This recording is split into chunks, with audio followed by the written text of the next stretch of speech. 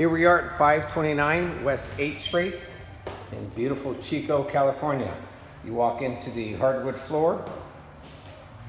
It's a family room, open room concept. It's got 12.5-foot ceilings, the dining area, and the kitchen.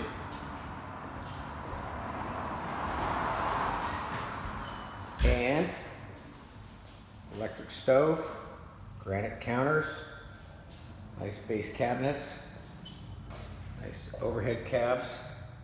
So we got a spot for the ice maker. Let's take down the hallway. It's a 2-bedroom, 1-bath, 800 square feet. This is bedroom number 1. Again, laminate simulated hardwood flooring, ceiling fan,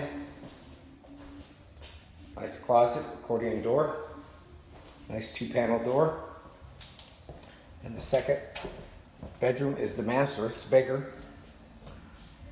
They extended the hardwood flooring in there. It's got a bigger closet, double accordion door.